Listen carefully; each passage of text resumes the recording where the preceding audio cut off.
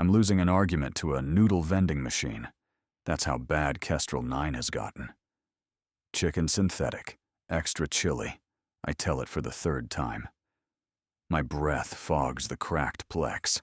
The hub's heat sinks failed 2 winters ago, and the air recyclers only pretend to work when they hear footsteps. And don't swap the protein for algae paste again. I can taste the lies. The machine grinds, coughs, exhales a coil of steam like an insult. A paper bowl thumps out with a splash of gray. Something that might be a mushroom blinks up at me. The LED above the slot says, "Thank you for thriving."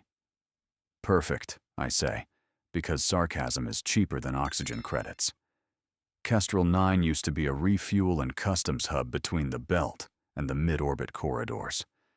Now it's a waiting room no one returns to. Half the shops folded into their shutters and died. The drone docks are mothballed. The mag pallet tracks blink idle orange. Freight banners still loop along the concourse, come thrive with orbital pride, over a floor wet with condensation and a silence that hums inside the ribs. I hook my bowl with 2 fingers and pivot toward the viewport. The bowl tilts, and I save it, but the gray splash freckles my boots. It smells like sadness warmed to serving temperature. That's when the Queen's ship glides in. It's the kind of arrival that resets a room's heartbeat. The bay lights catch a hull too smooth to be machined, like glass grown on a tide. The docking arms extend, as if they're unsure they're worthy. No registration ping. No transponder in any Earth registry I've scraped. Just a slow, sovereign drift toward berth 12, dressed in a thin film of starlight that seems to ignore the bay's grime. Somebody near the security kiosk mutters, "Royalty," like it's a curse and a wish. A narrow white hatch opens, quiet as a breath. Emergency lamps flicker to life along the landing trace and paint the docking bay in red bones. And then she walks down the ramp, edged in that light like a decision. The first thing I notice is the way she watches the room, as if it's a map she already memorized. The second thing is her mouth, still, and how it tips, barely, when she catches the tail of my muttered, "Good. At least one thing's working." She stops at the bottom of the ramp. The air remembers it's supposed to move. "You're the engineer?" she asks. I swallow noodles, almost choke. I try to be. She looks me over like she's measuring a bolt. Tall, dark hair cut with precision, clothes that fit like they were printed to her bones. Not station gear, nothing patched, nothing proud to be surviving. Her eyes hold more than they show. They're not cold, they're careful. "I'm Aria Vale," she says, like a line I'm expected to recognize. "We need assistance with a radio." "Radio's a generous word for what we have left," I say. "The relay's an antique, and the dish is half rust." "I meant my radio," she returns, smooth. "On board." "Right. The ship with a hull like still water and no visible seams." "Sure." "Her radio." I gesture with my bowl. "As long as it speaks old connectors and rust." She stares at the noodles. "Is that food?" "Debatable." I set it on the vending machine's flank. The machine emits a defensive whir like a threatened animal. "Lead on." We cross the concourse together. My boots slap on damp tile. Hers don't make a sound. The dock workers, what's left of them, pretend not to watch. A janitor drone nudges a puddle and gives up. The banner glitches to bright, thrive, then dulls. Her ship's ramp is narrower than mine would be. It flexes under my weight like muscle. Up close, the hull's surface doesn't look grown anymore. It looks alive. I keep my hands to myself. "Aria Vale," I repeat, because I'm rude when I'm curious. Visiting the ruins out of nostalgia or irony? She doesn't answer. Not a refusal. A bypass. We pass a threshold, and the noise of Kestrel 9 drops like a cut cable. The ship swallows sound. Lighting blooms along the ceiling in strips that adjust to our pulse. I can't prove it, but I know it. The frequency steps when my heart does, then steadies with hers. The corridors are too clean for my kind of engineering. No access panels, no rattling ducts, just smooth skin and the suggestion of a vein here and there, pulsing faintly when we pass. The air smells like rain in a place that only remembers it. Radio, I say, softer, because whispering feels required. In here. She gestures me into a room that confuses my vocabulary. Private quarters, sure. A bed like a folded wave. A desk that's more sculpture than furniture. A wall that shows a city I've never seen. Roof towers threaded with light. Air traffic like luminescent fish. But the corners are seeded with filaments and living nodes. They bloom as we enter, like shy bioluminescence testing our intent. She moves to a pedestal near the wall and places her palm on it. The surface opens like a mouth giving up a secret. Inside, a rack of interfaces. Most of them I could never afford to touch. One of them is just old. A standard Earth-issue connector I haven't seen since the belt unions went fully quantum. You're serious, I breathe. Your radio has a 40-year-old charm strapped to a star-born heart. Is that bad? She tilts her head like a question should be answered in a single correct note. It's beautiful, I say, before I can edit. And stupid. And exactly my kind of work. My hands move the way they do when I'm not worried about failing.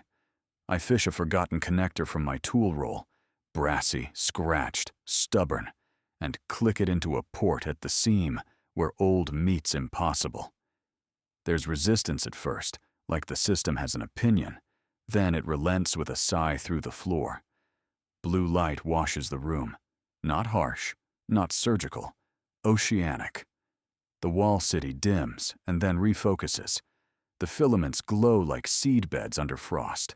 The pedestal hums, and in the hum, I hear pattern. Rhythm, like a machine trying to remember a song. Aria steps closer. The door seals behind us with a hush, the kind I associate with airlocks and deals that change your life. You found it, she says. Just a connector. I try to make my voice a joke. It comes out like I'm careful of it. Somebody forgot to love the old piece. She doesn't laugh. She does something I don't expect. She reaches out and covers my hand with hers. No glove. Warm.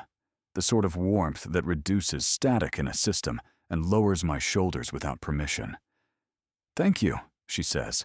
Not a script, not a command. The words are small and exact, like precise bolts torqued into place. My panic, my background hum, quiets. It's as if the room breathes, and then I do. Her gaze lingers on my mouth and then my eyes. Not a test. More like she's parsing a language she wasn't trained to speak. It's nothing, I say, and it isn't. But also, it isn't. The light softens around us, the way station lamps do when a storm leans on the hull. The pedestal's hum resolves into a steady line. Somewhere deeper in the ship, something answers in a tone I feel in my teeth. I hear a second voice in the resonance, shy and bright. Hers. She doesn't let go yet. Holds my hand one heartbeat too long. I don't move to make her stop. I needed it to call a friend, she says. A radio. Must be an interesting friend, I say, watching her watching me. It is, she says, with the faintest lift at the corner of her mouth again, as if the word friend is unfamiliar on her tongue, like spice. And complicated. Her expression shifts. Nothing dramatic, just the slightest tightening, like a habit she retreats into when she has to. In that small motion, I catch a glimpse of something edged and ceremonial. We stand between two worlds, the sloppy human one I know by scars, and the precise geometry of hers that feels like law. You're not from around here, I say, because I can't leave a dangerous truth alone. No, she says. The honesty in the word flickers the light. A beat passes. The door's seal breathes. A pressure change. Then still. Somewhere the ship records our names, in a place without letters. Ethan Cole, I offer, because if she's going to walk me into a secret, the least I can do is give her my name for it to hold. You can call me Ethan. Ethan, she repeats, and when she says it, the ship hums like it learned a new frequency. Under other circumstances, I'd take a polite step back. I'd pretend I didn't notice the way her pupils widen, the way my pulse aligns with something the walls approve of. I'd ignore the feeling that the ship is listening for our decisions. But the hub outside is a graveyard with vending machines. The people who still live there have 1,000 reasons to lie. And she's standing too close, like proximity is a question she's trying to answer with empirical data.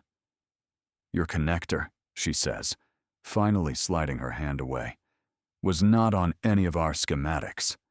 Welcome to Kestrel 9, I say. We thrive on mistakes we forgot to catalog. Her mouth considers the joke. The hint of a smile returns, brief, like a pilot light. We may need more of your catalog errors. I think of my locker, jars of unpaired screws, labels half-peeled, a lifetime of wrong parts, waiting to be exactly right. For the first time in a long time, that feels like value. Then you know where to find me, I say, and I should add a fee, because that's the language the hub runs on. Oxygen credits, repair coupons, a seat on a shuttle out. The words line up in my mouth and refuse to move. I do, she says. Something passes between us that isn't a word. It's the sound of two systems blinking the same light at the same time without knowing why. I glance at the sealed door. No alarms, no footsteps. Just the hush of a ship that chooses when to be loud. The world has tilted, only a few degrees, just enough that everything rolls toward her. This isn't just the job, is it? I ask. Too honest, too fast. Her eyes meet mine, and for a second, the carefulness drops. What lives underneath is bright, curious, and, if I'm not just making myself a story, relieved. No, she says. Silence stretches, warm, like someone holding a door, and I realize I don't have to run. I breathe in.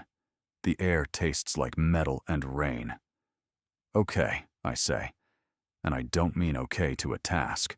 I mean okay to the shift under my skin, to the unfamiliar calm where anxiety should go when a ship seals its door on you. Show me the rest of your radio. Her smile, that fractional, private thing, returns. I was hoping you'd ask. The ship guides us without being asked. Corridors uncurl, lights lean us along, and doors open the way water parts for a hand. Aria never looks back to see if I'm following. She just knows I will. I do. We descend through a vertical shaft, wrapped in slow-turning rings. I hear them before I see them. Tones like bottled music thrumming the air. My skin prickles. Hair on my arms lifts, then settles, like the room is checking my calibration against its own. This is the quantum bridge hall, Aria says. Her voice comes quieter, pulled thin by the acoustics. It responds to emotion. Machines don't do that, I say, because that's what I learned in 100 repair bays under bad lights. This one does. Her shoulder brushes mine as she steps to the railing. A constellation of instruments spangles to life where she looks. She doesn't touch anything. The ship touches itself for her. The chamber is a hollow throat of light and shadow. 4 concentric rings hang suspended over a black well that collapses vision. Threads run between them in luminous curves. Fields, not wires. Faint particles drift like pollen, swept by invisible tides. The rings keep slipping out of true, each chasing the other like clocks arguing about the hour. What do you need? I ask. Stability, she says. Enough to open a corridor, briefly. That all? I try on a grin that only falters a little. You want gravity and truth to hold hands for 5 minutes. If you conduct the rhythm, she answers, as if I asked where to set my toolbox. I laugh, a single note that doesn't come back. Conduct? She points to a beam of amber light spilling from a pedestal at the center catwalk. Stand there. The interface reads motion, pulse, microcurrent. She slides a wristband toward me, sleek and light as a promise. Your signal is compatible. That's flattering, I say, and then I step into the beam before I can think hard enough to be afraid. The light is warm, not heat warm, presence warm. It gathers at my palms and kneecaps, circles my chest like a measured wave. My heartbeat sinks to a ghostly metronome I can feel, but not hear. The ring's slow, listening. Aria is suddenly beside me, shoulder to shoulder. Her perfume is rain and copper. She lifts a hand to the nearest ring and doesn't quite touch it. The ring leans toward her anyway, like a sunflower tracking a small sun. Match me, she says. I lift my hands. My first motion is clumsy. I think of wiring diagrams and lose the beat. I think of noodle machines and want a joke. She shakes her head, small and patient. Don't think, she murmurs. Hold. So I hold a shape with my hands like a conductor cueing cellos. One palm up, one out, wrist soft. I breathe in time with the pulse coasting under my ribs. The amber tightens around my fingers, threads stringing between them. The rings answer. One settles, another aligns a fraction. The innermost shivers like a skittish animal before edging toward true. The hall hums lower. A golden tempo emerges from the noise, then repeats. Click, click, then flows. You hear it, Aria whispers, close enough that the words graze my ear. You really do. Lucky guess, I mutter, and make a tiny adjustment with my right hand. The outer ring locks into phase with a soft, satisfied thrum. The second follows like a sibling deciding to behave. Aria leans in to read the indicators that chase themselves along a translucent panel. Her breath touches my cheek, cool and unsteady for half a second, before she takes control of it. That's when my left hand, acting on some wild union between nerve and need, finds her wrist. Let's stay close. My voice is quiet. It stabilizes better. She could pull away. She doesn't. Her pulse ticks under my thumb, too fast for a queen, exactly right for a person. She aligns her body with mine, the shape of our shoulders making a simple architecture. We inhale together. The beam brightens in agreement. The third ring slides into harmony with the first two, and for a heartbeat, everything in the room holds. There's a feeling that comes in a good repair, a click that's not a sound so much as a permission. This is bigger. The chamber softens. The black well at the center opens like a pupil, and in it I glimpse a color that hasn't been invented yet.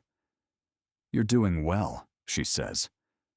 You're making me brave, I say without meaning to. The words embarrass me when I hear them aloud, so I add, don't let it go to your head. Impossible, she says, but her mouth tips at the edge, like her balance is also at risk. I move my right hand a degree clockwise. She mirrors with her left, and suddenly we're steering a galaxy the way you guide a child across a street. Gently, deliberately, aware of traffic we can't see. Distant in the hull, magnets chunk. The bridge coughs out a hesitant corridor, thin as a hair, then thickens to a gold thread strung from here to someplace else. The ship purrs. Tempo locked. She breathes.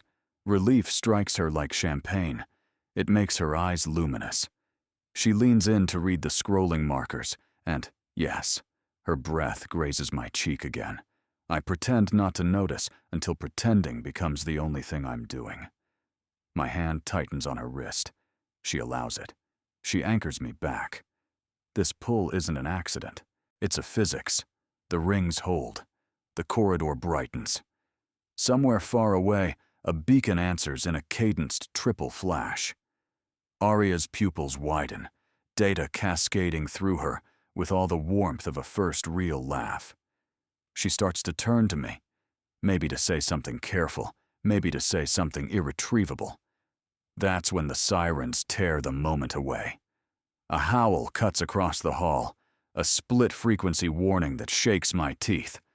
The golden thread judders. The inner ring stutters. Diagnostics pour red. The corridor begins to fray.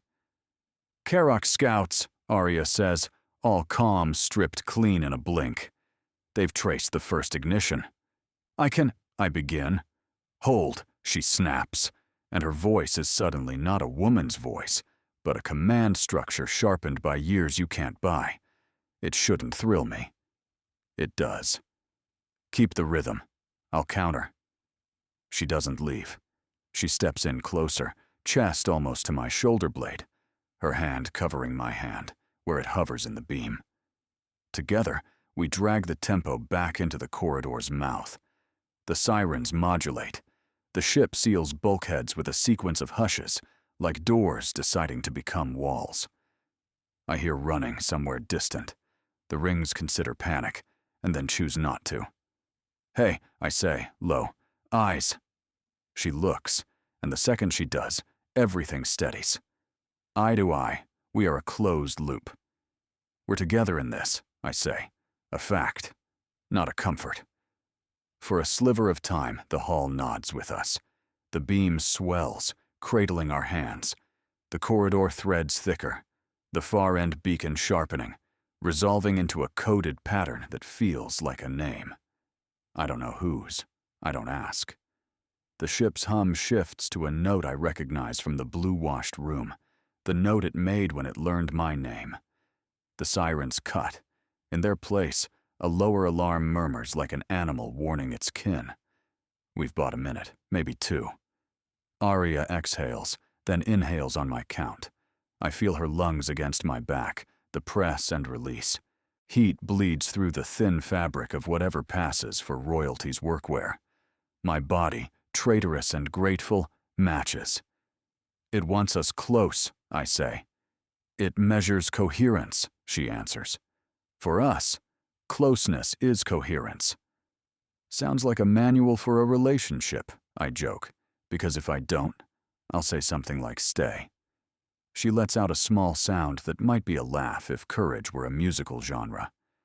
"I don't own that manual." "Good," I say. "We can write it." I don't realize I meant the words until I've spent them. They hang in the air, bright as solar sparks, then fall into the mechanism where decisions go. For 3 breaths, the world is only pulse and light and skin. Her fingers lace over mine in a spontaneous symmetry. The ship rewards with another incremental brightening. And somewhere out in the corridors, feet pound, orders crackle, metal rings. The Karoks are finding doors. "Time," she says. "Not enough," I answer. "Then we make it enough," she replies. I nod, shift the right hand, tilt the left. The rings obey like they've remembered who they wanted to be. The corridor widens to a tunnel's width. The beacon on the far side blooms gold, then steadies into a quiet waiting. "Ready?" she asks. "Always," I say, and mean it in ways that terrify me. The sirens begin to climb again. The moment begins to narrow, but the warm gravity that caught us doesn't go. It remains, constant under the chaos, the new floor we both stand on. Together. The sirens split, braid, go thin. Then the ship pitches my name through the bones of the deck. "Ethan. Move." Arya's hand lands at my elbow. "Service bypass," she says, already pulling me off the catwalk. The rings hold their golden hum behind us, resentful but obedient. We slip through a hatch that looks like decorative paneling until it decides to become a door. Inside, a throat of metal and darkness, narrow enough that our shoulders knock, quiet enough that battle becomes a rumor. I feel the distant thump of impacts through the soles of my boots, a storm heard from a basement. Carrick strike teams, Arya whispers. The light stitched into her collar blinks 3 times, then dies. They're inside the perimeter. What do they want? My voice comes out smaller than I want it to be. Me, she says, not hiding it, not apologizing for the gravity of a fact. And the bridge. The passage breathes us forward in pulses. I count them without meaning to. 6 heartbeats of darkness, then a shy glow from low strips that warm our calves, then dark again. We pass behind the skin of rooms, murmurs, a child's cry, someone praying in 2 languages. We pass a maintenance shrine, where a worker once taped a photo of a garden to the bulkhead and surrounded it with copper washers like offerings. The photo's edges curl inward, trying to remember green. I catch my knuckles on a grate. Skin peels. Arya reaches back without looking and steadies me by the wrist. We don't speak. Words feel like noise we can't afford. A junction opens into a crawl space, girdled by a power conduit, big as a sleeping serpent. It hums loud enough to crown my teeth. Warmth leaks into the tight air. Above, boots thunder. A Karok's voice barks orders through a translator that turns command into bright, brutal syllables. Cut. Breach. Clean. Arya stops, presses 2 fingers to a rib in the wall. The ribs brighten. The bypass inhales and goes still, holding its breath for us. Here, she whispers. Wait.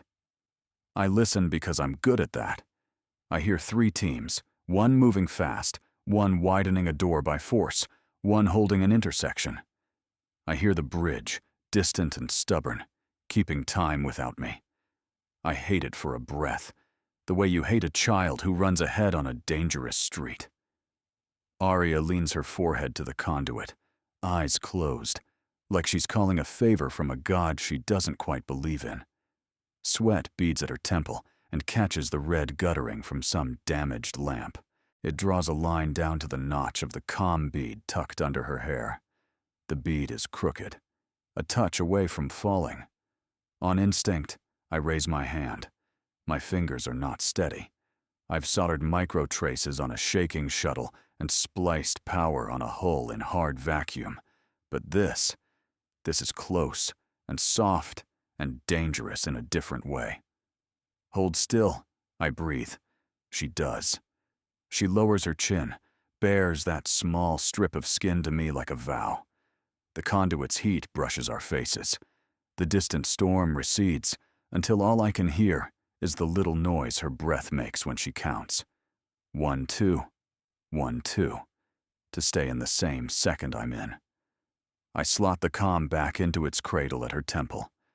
I should leave it there. I don't. My fingertips linger, mapping the radius where bone rounds to ear, catching the slick of sweat, the fine pulse that lives there like a bright bird.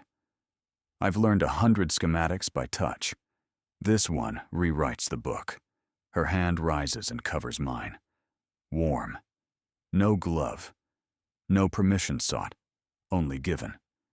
The conduit's hum falls 2 notes, like it approves of our error. You hear the bridge better than anyone, she murmurs, not letting go. And I hear you better than the bridge, I answer, because the truth is a pressure, and the only way to vent it is with words. The moment the line leaves my mouth, I feel absurd, raw, a wire stripped too far. Her mouth thinks about smiling and decides to, just a little. That is unacceptable, she says, but her voice makes it a compliment. We stand there, shoulder to shoulder in the mechanic's confessional, and let the world shrink to a square meter of air. Our breathing sinks without negotiation. My back finds the curve of the conduit. Her arm brushes mine, a light contact that somehow weighs as much as a decision. The ship lowers the sound floor to a velvet hush. I smell copper, rain, the ghost of noodles on my sleeve, her skin. I would bottle that mix and hide it in a toolbox I never loan out. Protocol says I should order you to return to your station, she says. The words are crisp, but they come out quiet, like she's testing how much they still own her. I don't take orders well, I say, lying a little. I take orders from broken machines all the time. You take orders from need, she corrects, and there is nothing ceremonial in her tone when she says, need. A bolt screams 2 levels up. Someone shouts. The conduit shivers, hot enough now that heat feels like hands. Arya presses closer to keep me in the buffer of her body, using herself as shield without making it a performance. I feel ridiculous and essential all at once. Her lashes lift. The pupils are blown wide against their pale rings. Ethan, she says, like a password, like she's trying on the shape of me to see if it matches a lock she didn't know she had. I don't kiss her. That would be a theft. Instead, I do the only thing with the exact weight of the moment. I lower my forehead until it meets hers. Contact. A small click. The universe chooses a softer gear. We stay there, motionless. 2 lines of code deciding they want to be a poem instead. Her hand tightens on mine, once. A signal. I answer with the same pressure. The ship hears it and mutes a warning, as if to leave us 1 heartbeat uncontested. I think of every time I tried to buy closeness on Kestrel 9 with extra labor, extra hours, extra jokes. Paid warmth has a smell. It lingers like cheap perfume in a locker room. This doesn't smell like that. This smells like something earned that I didn't know I was paying for until someone set it in my hands. Arya, I whisper into the inch between us. Yes. I'm scared. So am I. The conduit answers with a tremor that could be laughter if machines laughed. She breathes me in. I breathe her out. It feels like we invented oxygen. It feels like the first time a child says your name like it matters. It feels like I could stay here and let the battle rust away outside like a bad weather alert. But she doesn't belong to stillness. And if I do, I don't want to anymore. The comm in her ear chirps, a small, insistent bird. Strike 1 breaching storage C, a voice hisses, filtered by panic. Strike 2 stalled at access grid. Strike 3, unknown, lost signal. Arya opens her eyes. Command returns, but it doesn't expel the person. They share the same space, at last, uneasy allies. We go back, she says. To the bridge? My voice doesn't crack. Good job, voice. To the fight. To what we're for. She squeezes my hand, then releases it like a promise deferred, not rescinded. I nod, because there are 100 arguments I could make, and none of them survive the gravity of her need. I keep the tempo, I say. You do the dangerous, flashy part. She tilts her head, amused despite hell. You think I do the flashy part. I've seen your entrances, I say, and I've seen your hands. We move. The bypass exhales. Lights thread awake ahead of us, and the ship becomes a companion animal deciding to put its teeth between us and the world. We slip through another seam that decides to be a door, just long enough to let us out and nobody else in. On the far side, chaos. Smoke like bruised silk. A corridor littered with shredded foam from blast panels and leftover promises from maintenance logs. Karok's soldiers in segmented armor swarm a junction, their helmets beaks, their rifles angled like accusations. One turns and sees us and raises a hand, palm out. The translator in his throat box crackles. Subject. Surrender. Gentle. Arya steps half in front of me. The move is tiny. It feels like a vow shouted in a cathedral. I will not be processed, she says, in a tone I haven't heard. Not command, not plea. Choice. They advance. Arya, I say. Tempo, she says. I hear you, I answer. We run, back toward the rings, back toward the gold, back toward the only place in this ship where a rhythm bigger than guns is listening for us. As we sprint, our shoulders brush again. A metronome that belongs to us. She draws her blade. the thing that isn't a blade until it decides to be, and it hums awake like a struck bell. I cradle the beat in my chest like a precious, breakable animal. We aren't saying it.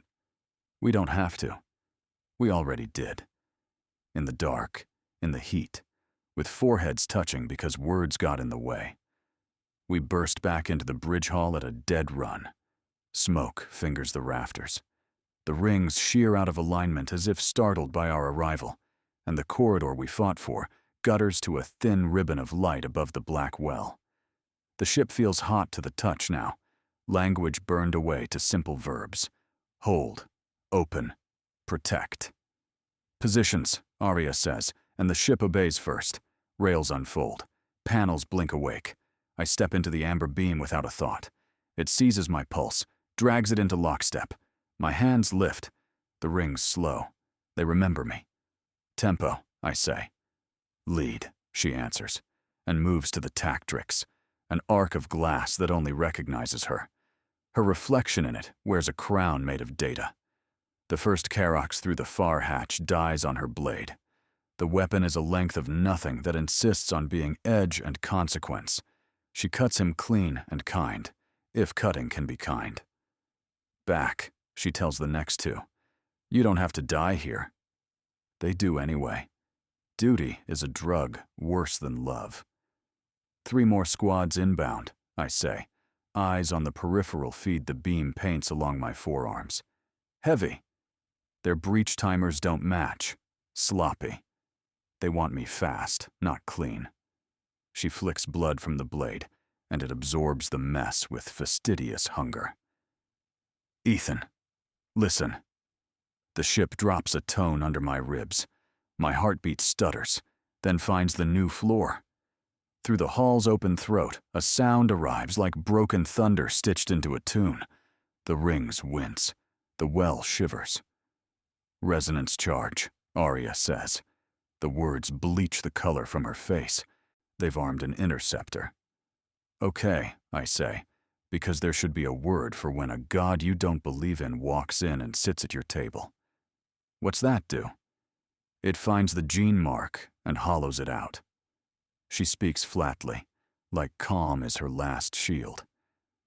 Anyone carrying my sequence is excised, cleanly, permanently. Anyone? My voice thins. On this deck, in this ship, in this station, if they push yield. She swallows once. The motion costs her. The only safe path is through the portal field. The lattice will diffuse the resonance if I enter first, while you hold stability from the core. My hands tighten. The amber tattles on me, brightening. While I hold, meaning I stay. Yes. She does not gild it. You won't have time to cross. The field must prioritize the mark.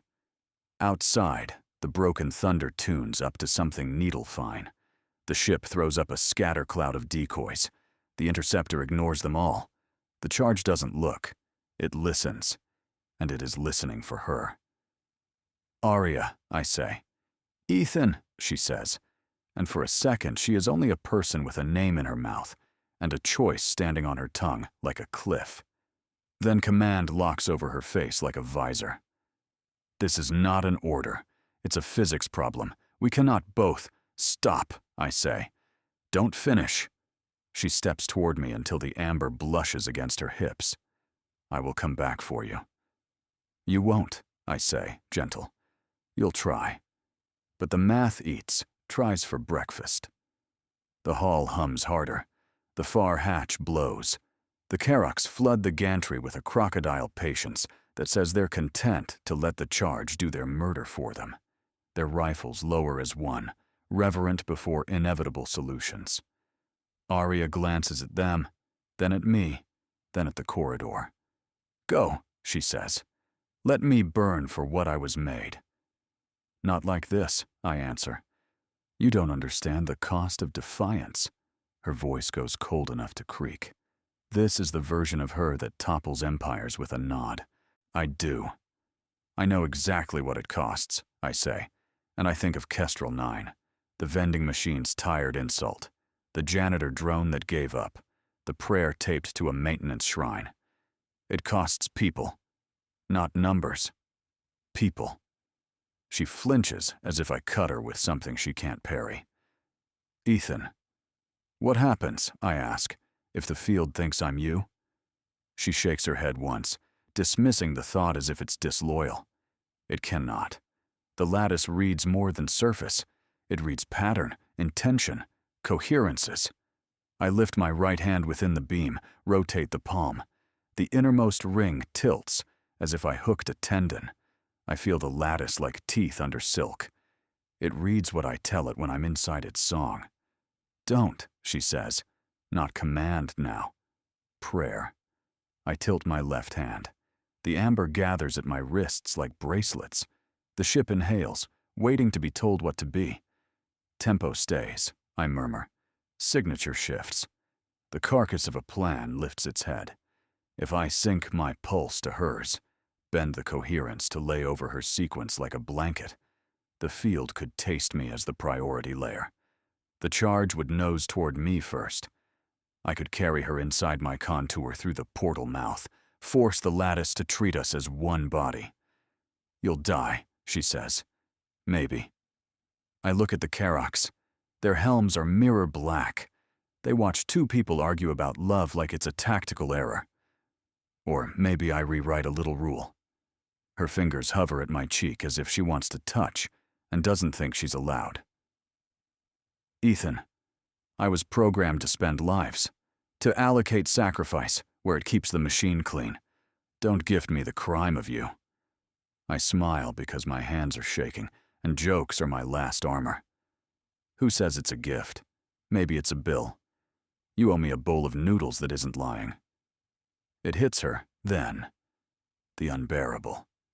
The beautiful. Her mouth tips, half cry, half laugh. You absurd man. Let me be. I shift the metronome. The beam becomes a drumline under my skin. Come here. She steps into the beam. Heat rises like a dawn. The corridor swells in response, hungry and golden, a throat opening to sing. Aria's chest brushes my forearm. Her pulse hammers a panicked rhythm that bites at my own. I breathe on the count we found together in the dark. In, hold, out. She matches me. The ship purrs. The lattice slackens like a dog showing its belly for someone it trusts. Follow, I whisper to the field. Her, through me. The amber bands cinch our wrists in light. I tilt my hands to mirror her bone. I step my heart into her cadence. I think her name until it is indistinguishable from mine. Aria covers my knuckles. I feel her decide. It is not submission. It is faith. The interceptor's resonance hits the hull. Sound becomes pressure. Pressure becomes taste, metal and old rain. The hull groans. Rivets pray. The black well swallows a scream that doesn't belong to any animal I know. The charge lances into the room in a long, clean filament that ignores matter and finds intention. It curves toward Aurea like a predator that learned her scent in childhood. Now, I say, and retune the lattice. For a blink that stretches to a life, the field believes I am her. It opens its mouth to me, sweet and merciless. The resonance hesitates, smelling two truths. Then, fooled or forgiven, it lunges for the brighter one. Me. I yank her hand. We step as if we practiced it in a dream. The golden throat takes us whole. Crossing is heat and childhood and lightning. It is every door ever slammed and every door ever held open. The charge tears at my outline, grabs and, finding what it was promised, pours itself into me. My nerves shout in 11 languages. Pain blows the fuses and then politely replaces them improved. Aria's arm locks around my ribs. Her mouth is at my ear, but the words are not words. They are the idea of stay, sung like a note I could live on. Behind us, the hall ruptures in a clean white ring as the resonance eats its own tail. The Karoks freeze, statues in a gallery of regret. The ship laughs like thunder after a test it was supposed to fail. We fall. We land. Gold collapses to a thread, and then a rumor. Silence discovers us, tender and stunned. I am on my knees on a deck that is not Kestrel 9's, not Aria's bridge, not any dock that has ever invoiced me. The air is warm and wet. The light is soft as the inside of a seashell. Far away, something sings like a whale that learned to love math. Aria is kneeling with me, both hands on my face, as if checking I'm not theoretical. Her eyes are blown wide again, but not with fear. With arrival. "You idiotic, brave man," she whispers. The words shake. "Did it work?" My own voice rakes like gravel. She looks over my shoulder through a translucent door that opens onto a sky I don't recognize. Relief climbs her like a dawn. The resonance collapsed. Kestrel 9? Still there. A breath. We are not. I lie back and laugh, because the alternative is inventorying all the small failures in my bones. The ceiling here is alive too, but not like her ship. It is a patient creature that believes in rest. We go together, I say, belated, but still true. She leans down and fits her forehead to mine, salt at the corner of her mouth, command sloughed off like a snakeskin. We did. I could ask where we are. I could ask what we just changed. I don't. I memorize how her weight settles, how her breaths even out, how my nerves choose peace over panic in her gravity.